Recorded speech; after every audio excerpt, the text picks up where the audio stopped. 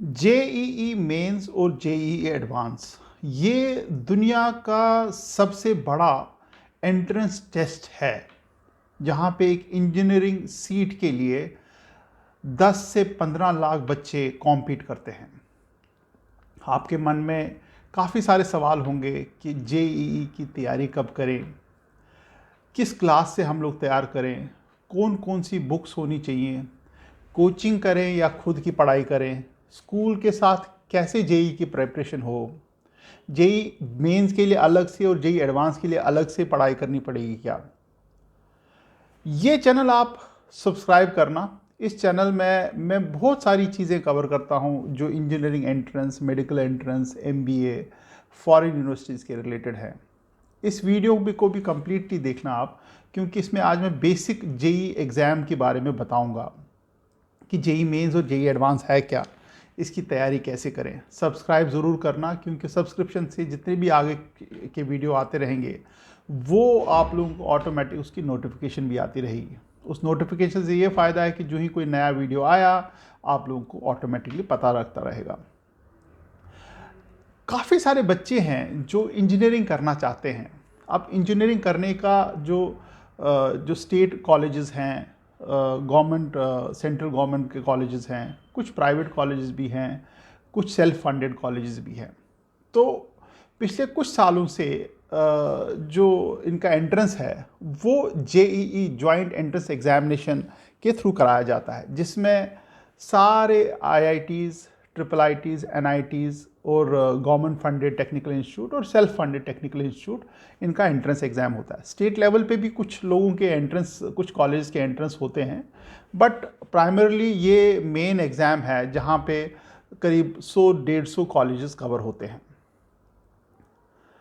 अब ये जो जेईई मेंस है ये सेंट्रल गवर्नमेंट का जो एचआरडी मिनिस्ट्री है उसके अंडर आता है। ये नॉर्मली जो होता है साल में 2 या 3 बारी होता है। पिछले साल ये 4 बारी हुआ, इस बारी जो 2 या 3 बारी होगा ये जेईई मेंस का एग्ज़ाम। अब ये फरवरी में होता है, मार्च में, अप्रैल में होता है, फिर मई, जून, जुलाई में हो जाता है। 4 अटेम्प्ट्स होते हैं इसके। ये जो क्वेश्चन पेपर होता है इसके 3 घंटे का क्वेश्चन पेपर होता है, जिसमें फिजिक्स, केमिस्ट्री, मैथ्स को इवैल्यूएट किया जाता है।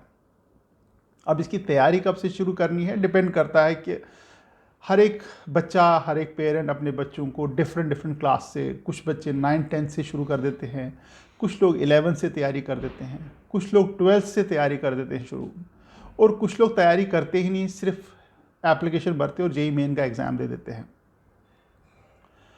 जो ये टेस्ट है, जो जेईई मेंस का टेस्ट है, वो नेशनल टेस्टिंग एजेंसी कराती है, एनटीए, वो इस टेस्ट को कराती है।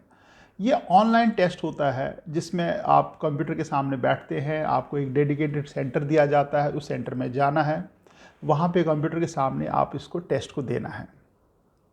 उसके बाद इसका रिज़ल्ट डिक्लेयर होता है। ये 300 मार्क्स का जो होता है पेपर होता है इसमें।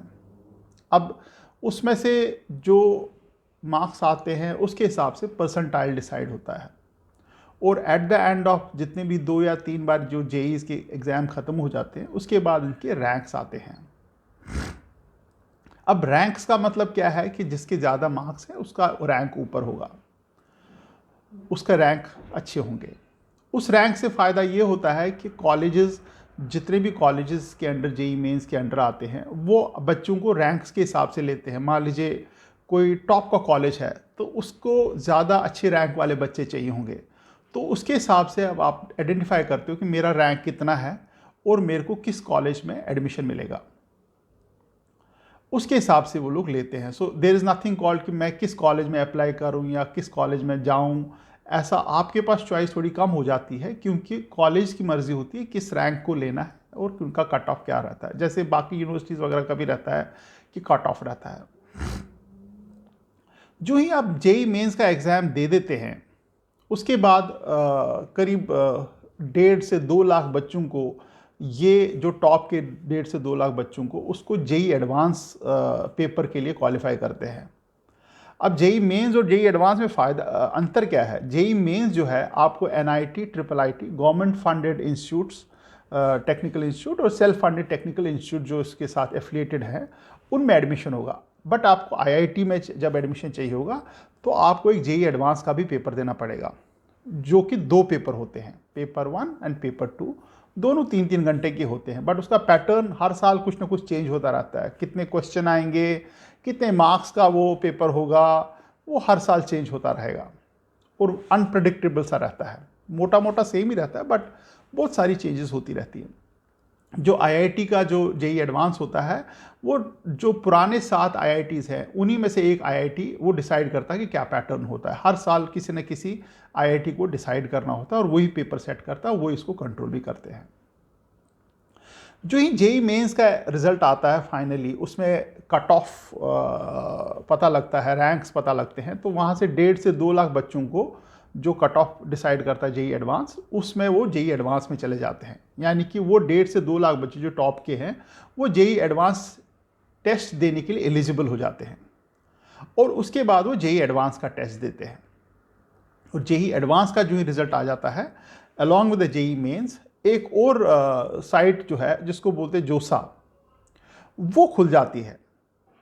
जोसा का जो फुल फॉर्म है वो है जॉइंट सीट एलोकेशन अथॉरिटी। ये भी गवर्नमेंट ऑफ इंडिया के अंडर आती है। अब ये हर एक कॉलेजेस की जो लिस्ट है वो जोसा में होती है, हर एक कॉलेजेस की ब्रांचेस जो हैं वो जोसा में होती है। आपको जोसा में लॉगिन करना है, आप रजिस्ट्रेशन बनाना है, आपका जेई मेंस का एप्लीकेशन आईडी, रोल नंबर वगैरह जो है वो सारी डिटेल उसमें डालनी है। एंड उसके बाद आप अपने कॉलेज की जो जिसको बोलते हैं अपनी चॉइस फिलिंग, वो फिल करनी होती है कि मेरे को, अगर मेरा मान लीजिए 5000 रैंक है जेई मेंस में, तो मेरे को लगता है कि ये कॉलेज मेरे को मिल सकता है। जबकि आप पिछले साल का जो जोसा का कट ऑफ होगा वो देख के चलोगे तो आपको पता लग जाएगा क्या क्या उसमें कट ऑफ है, किस किस कॉलेज का। अकॉर्डिंगली वो आप चॉइसेस फिलअप करते हो। उस चॉइसेस फिलअप करने के बाद जो ही वो कट ऑफ डेट ख़त्म हो जाती है, तो वहाँ पे फिर आपको उस फर्स्ट राउंड में आपको पता लगता है कि आपको कौन सा कॉलेज एलोकेट हुआ है। और जो ही वो कॉलेज एलोकेट होता है, आपकी मर्ज़ी होती है कि आप उस कॉलेज की सीट को फ्रीज़ करें। आपको मनपसंद कॉलेज है, मनपसंद ब्रांच है, तो फ्रीज़ करें, फ़ी पे करें और वो कॉलेज की सीट आपकी हो गई। मान लीजिए आपको पसंद नहीं है तो फिर आप उसको स्लाइड कर सकते हैं, फ्लोट कर सकते हैं, यानी कि आप उस सीट को छोड़ के अगले राउंड में जाएंगे। ऐसे करके 5-6 राउंड्स उसके जो होते हैं कट ऑफ राउंड्स आते हैं।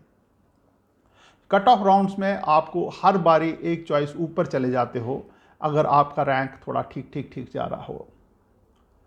जो ही आप फाइनली 6 राउंड ख़त्म हो जाते हैं तो वो डेडलाइन ख़त्म हो जाती है। उसके बाद आपको जितनी भी फीस वगैरह है वो पे करनी है। आपका जो कॉलेज एलोकेट हुआ है उसमें आपके जो भी डॉक्यूमेंटेशन है, रिक्वायरमेंट है, वो कंप्लीट करनी है। और जो ही वो काम ख़त्म हो जाता है फिर आप उस कॉलेज में ज्वाइन कर सकते हो।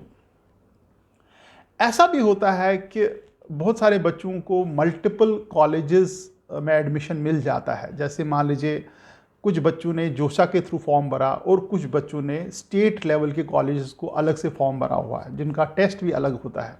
जैसे वेस्ट बंगाल जेईई है, उनको शायद किसी को जादवपुर यूनिवर्सिटी मिल गई तो वो जादवपुर यूनिवर्सिटी में जाएगा, तो वो सीट वैकेंट हो जाती है।